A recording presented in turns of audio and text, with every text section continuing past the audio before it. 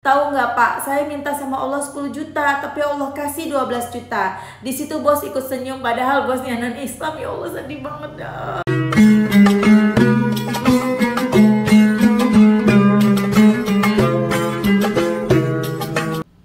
Bismillahirrahmanirrahim. Alhamdulillahirabbil alamin. Allahumma sholli ala sayyidina Muhammad wa ala ali sayyidina Muhammad. Assalamualaikum warahmatullahi wabarakatuh. Halo teman-teman, apa kabar? Mudah-mudahan teman-teman selalu dalam lindungan Allah Subhanahu wa taala. Amin ya rabbal alamin. Alhamdulillah, kali ini aku akan sharing lagi pengalaman sholawat dari teman-teman kita. Tapi sebelumnya buat teman-teman yang punya kisah keajaiban sholawat, langsung aja kirim ke email aku meliza.arnelia@gmail.com. Kalau bingung cara kirimnya gimana, ini caranya. Nah, kamu klik Gmailnya, kemudian kamu klik tulis. Nah, di kepada tuh kamu masukin atau ketik email yang kamu tuju. Email aku meliza.arnelia@gmail.com. Kalau udah, kamu ketik di bagian subjek itu judulnya testimoni, atau dikosongin juga boleh. Nah, ditulis email baru kamu ketik testimoninya. Di situ bisa kirim panjang kayak apa juga bisa. Jadi jangan ngetiknya di subjek ya, karena banyak yang kirimnya di subjek, akhirnya kepotong-potong testimoninya gitu. Gampang kan teman-teman? Kalau udah, kalian klik bagian kanan atas tuh yang warna biru, ada panah ke samping kanan gitu, ada gambar panah ke kanan gitu, itu diklik. Nah, kalau itu diklik itu sudah terkirim, nanti ada notifnya kok terkirim tuh ya kan?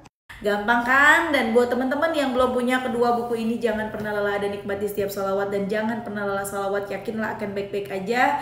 Teman-teman bisa beli di Gramedia, atau teman-teman bisa hubungin admin, atau klik linknya di deskripsi box di bawah. Nah, langsung aja aku akan bacain testimoninya. Ini dari Mbak Mutia di Tangerang. Oke. Assalamualaikum warahmatullahi wabarakatuh Kamil. Waalaikumsalam warahmatullahi wabarakatuh. Aku Mutia dari Tangerang. Halo Mbak Mutia, salam kenal ya. Aku mau ngasih testimoni, tapi maaf agak sedikit telat sih, karena bingung untuk merangkai kata-katanya. Hehehe. Langsung aja ya Kamil. Aku seorang istri dan bekerja juga di sebuah perusahaan sebagai admin. Alhamdulillah suami bekerja juga meski hanya driver online. Pendapatan suami untuk biaya makan sehari-hari dan untuk jajan anak. Aku punya anak satu umur 2 tahun dan alhamdulillah sekarang lagi mengandung anak kedua. Masya Allah ya. Aku punya amanah riba, kalau dihitung-hitung lebih dari 20 juta. Aku juga punya amanah sama kakak ipar sebesar 2,5 juta. Bulan Maret kemarin kakak ipar minta uangnya 2,5 juta agar dibayar full di bulan April awal. Dan aku juga ada amanah sama teman 1,8 agar dibayar full di akhir bulan Maret. Masya Allah Kak Mel, bingung harus gimana. Kalau dibilang stres, aku stres juga sama amanah-amanah aku. Aku juga takut sama amanah-amanah riba karena aku sudah nunggak bayar. Takut didatengin DC, takut data-data aku disebar. Alhamdulillah aku selalu lihat YouTube dan IG Kak Mel supaya nggak down. Aku rutin sholat tobat, sholat tahajud, qobliyah subuh, sedekah subuh, baca surat Yasin Waqiah setelah subuh, sholat duha 4-6 rakaat, sholat 5 waktu diusahakan tepat waktu dan dibarengin qobliyah badiah juga, sama sholawat munjiat dan Jibril sambil berdoa minta pertolongan sama Allah. Alhamdulillah Kamil, bulan Maret aku gajian, nerima 10 juta itu udah termasuk gajian dan THR. Alhamdulillah uang 10 juta itu habis untuk bayar amanah semua. Aku bilang ke suami kalau gajian dan THR aku sudah habis untuk bayar amanah. Aku cuma bisa bilang ke suami, ya udah nggak apa-apa, yang penting amanah kita udah kebayar. Nanti kita minta lagi sama Allah. Padahal di situ juga aku bingung. Saat itu posisi kami belum punya kue, belum punya baju lebaran juga, dan belum kasih ke ibu aku juga.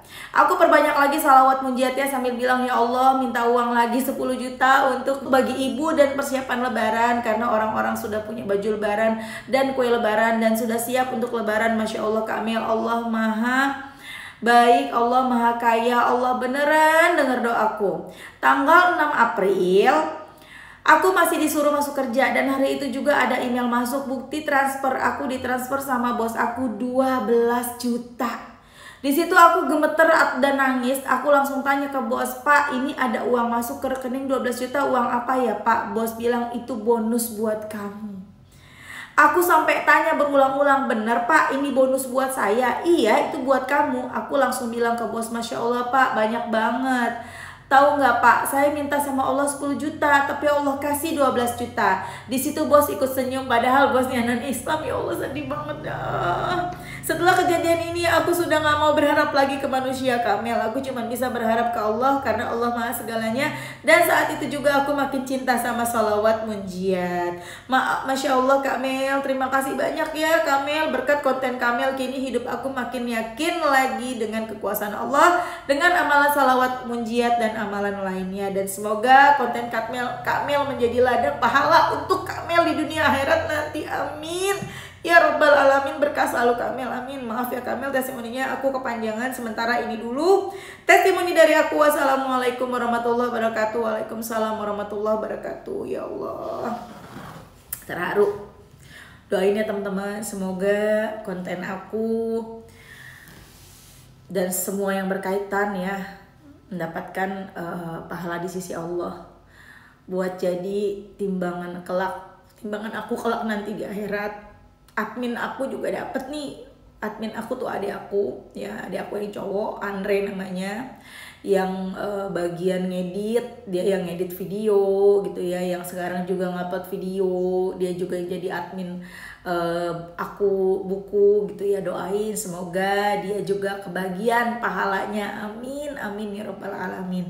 Teman-teman, sebar luaskan terus nih sholawat, siapapun yang kalian temui, mau itu orang yang kerja sama kalian, ART kalian, atau siapapun. Kalau kita nggak bisa ngomong untuk bilang ayo sholawatan, kan nggak mudah juga ya. Siapa sih kita, kadang-kadang orang juga nggak percaya gitu ya. Kadang-kadang aku juga sama kayak gitu teman-teman. Setiap yang datang ke sini, entah itu yang ngebekam aku, entah itu yang nge-facial aku, entah itu yang ke mani-pedi aku, gaya banget sih Mbak Mel segala mani-pedi gitu ya.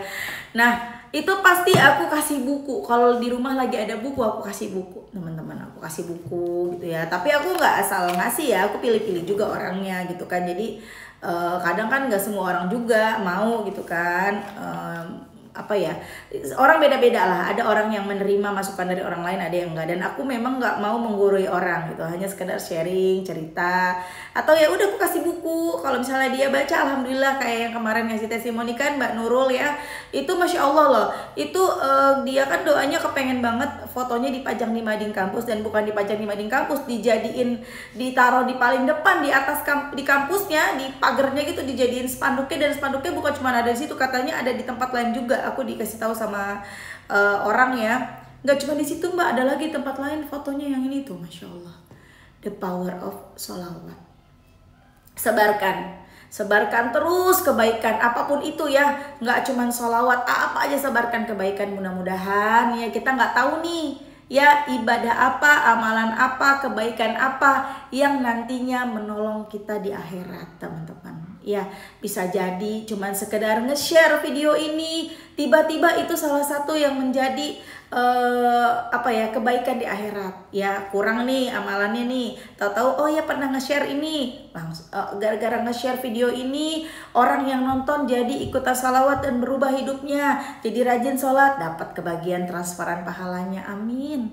Nggak ada yang nggak mungkin bagi Allah ya Mbak ya teman-teman semuanya ya. Masya Allah banget deh ini tadi kisahnya Mbak siapa ya, jadi lupa lagi kan aku jadinya, Mbak Mutia di Tangerang. Jadi Mbak Mutia ini bekerja teman-teman ya, dan suaminya driver ojek online ya. Dari gaji suami, dari penghasilan suami untuk makan, untuk kebutuhan sehari-hari sama jajan anak. Nah untuk lain-lain itu dari mbaknya juga punya hutang riba ya.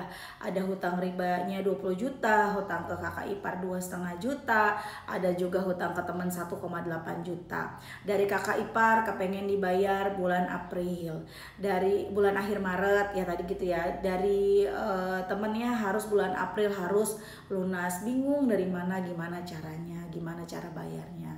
Dan alhamdulillah dapat THR tuh 10 juta ya kan.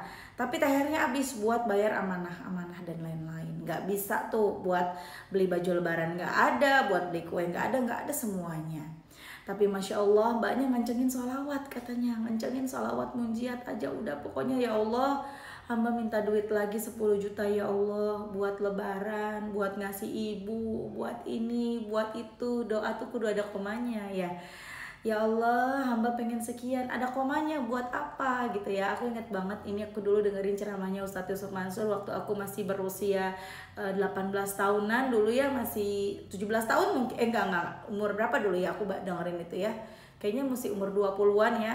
Situ beliau bilang, doa kita minta nih, ya Allah saya minta gaji 30 juta, boleh, tapi ada komanya, buat apa? Supaya saya bisa sedekah sekian, supaya saya bisa ngasih orang tua sekian, gitu loh, ada komanya. Nah itu diminta sama mbaknya, ya Allah saya minta uang lagi 10 juta ya Allah. Padahal nggak tahu dari mana, kan udah dapet gaji, udah dapet THR, udah dapet, mau apa lagi. Tapi tiba-tiba mbaknya tetap kerja ya, waktunya udah mau libur, waktunya orang-orang libur, mbaknya tetap kerja. Tahu-tahu mbaknya dapat bukti transfer dari bosnya sebesar 12 juta. Di situ mbaknya nangis, mbaknya itu sampai yang merinding gitu ya, gemeter sambil nangis. Pak, ini uang apa Pak? Itu bonus kamu. Yang bener Pak, bonus saya ini banyak banget. Iya bener. Ya Allah Pak, saya minta sama Allah 10 juta, tapi Allah kasih saya 12 juta. Bosnya tuh senyum-senyum doang, padahal bosnya non-Islam. Masya Allah, tabarakallah. Teman-teman, sejak saat itu Mbak Mutia ya, pokoknya udah yang namanya gak percaya lagi deh sama manusia. Maksudnya gak percaya gini loh, udah gak mengandelin manusia. Jadi kalau butuh apa-apa, andelin Allah. Butuh apa-apa, minta sama Allah. Kita punya Allah. Jangan apa-apa, ada si A kan duitnya banyak, minta tolong dia deh.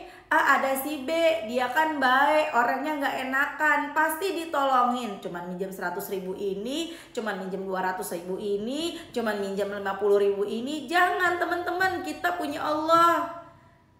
Jangan kita belakangin Allah, kita utamain Allah. Ya Allah, hamba butuh 50 ribu, hamba butuh 100 ribu, Allah kasih. Jangankan 100 ribu, ya Allah hamba butuh 10 juta, dikasih. Gak usah dipikirin gimana caranya, ntar Allah kasih jalannya. Caranya adalah kita deketin Allah. Ikhtiar langit, ikhtiar bumi, kerja tetap kerja sebaik-baiknya, tapi tambahin ikhtiar langitnya, kencengin ikhtiar langitnya. Perbanyak baca sholawat, benerin sholat, tambahin tahajud, tambahin duha, tambahin baca Quran. Mantep banget, pertolongan datang dari arah yang tidak terduga-duga. Ya teman-teman, minta sama Allah, deketin Allah. Jangan cuman kita rajin sholatnya, rajin ngajinya, terus hasil dari kita ibadah itu kita ngerendahin orang. Ih, orang gimana sih? Sholawat kok karena pengen utang lunas, sholawat kok minta mobil, sholawatu lillahi ta'ala, sholawat karena pengen mobil, nggak boleh tuh, dosa tuh, ini tuh bid'ah tuh segala macem. Giliran dia butuh duit, pinjem duit sama manusia, tolongin dong aku lah, kan punya Allah, ngapa minta sama manusia? Udah gitu mintanya sama orang yang sholawatan, yang direndahin lagi, yang dicela sama dia karena sholawatnya pengen dunia. Ya jangan kayak gitu dah ya. Ibadah kita harusnya bisa membuat kita jadi pribadi yang lebih baik. Jangan jadi sibuk mencela orang, sibuk komentarin orang gara-gara orang itu ibadahnya karena dunia. Sholat duha pengen kaya lah, kan Allah yang nyuruh. Siapa yang pengen rezekinya ditambah, sholat duha, kan gitu. Sholat tahajud pengen kaya, sholat tahajud pengen berubah hidup, ya lah, kan Allah yang bilang kalau kita mau dicukupkan, dimudahkan urusan dunia akhiratnya, sholat tahajud. Lah, ngapa jadi kagak boleh? Iya nggak? Semua manusia kita ini hidup butuh urusan dunia, Ya, kita sekolah pakai duit, kita haji umroh pakai duit, meskipun semuanya ya sesuai dengan panggilan Allah ya. Walaupun kita kaya, kalau belum dipanggil nggak bakalan tuh kita umroh atau haji, betul ya teman-teman. Tapi setidaknya kita berusaha dong, ya nggak? Kita pengen apa aja butuh duit, kita tidur butuh duit, butuh tempat tinggal, minim-minim kita ngontrak aja pakai duit kan teman-teman, ya nggak? Jadi jangan anti lah sama duit. Kita nih butuh duit, jangan sok-sok nggak butuh duit. Ya, minta duitnya sama Allah. Jangan sombong, ngandelin diri. Minta duit mah kerja lah. Iya, kita bisa kerja karena siapa? Karena Allah. Allah kasih badan kita sehat buat kerja. Allah kasih kita pekerjaan. Iya nggak? Jangan sombong, ngandelin diri. Butuh apapun minta sama Allah. Bahkan orang-orang yang ibadahnya, maksudnya yang sholawat karena pengen gajinya naik, sholawat karena pengen dapat duit, pengen lunas utang, orang-orang seperti itu ya justru jadinya apa-apa ngutamain Allah. Ketika azan segera sholat. Ketika sholat ya diusahakan tuh khusyuk. Ketika selesai sholat nggak buru-buru, langsung baca sholawat, istighfar, baca Quran. Beda kan? Iya nggak? Jangan ikutin kata setan. Setan kan nyuruh, nggak boleh tuh. Setan nggak bisikin kita. Ya udah nanti aja baca Qurannya pas di rumah biar khusyuk. Nanti aja kalau mau sholat khusyuk, nanti aja di rumah. Sekarang mah udah cepet sholat. Yang penting kerja juga ibadah. Jadi begitu tuh. Na'udzubillah ya. Oke teman-teman, makasih udah nonton. Semoga bermanfaat dan jadi motivasi buat teman-teman. Kita doakan semoga Mbak Mutia di Tangerang lancar terus rezekinya, dimudahkan segala urusannya, sehat terus Mbak dan keluarga ya, amin. Amin ya rabbal alamin. Nanti lancar persalinannya, lagi hamil 6 bulan katanya ya, amin. Makasih teman-teman udah nonton. Semoga rezeki kalian barokah, doa-doa kalian segera diijabah, amin amin ya rabbal alamin. Assalamualaikum warahmatullahi wabarakatuh.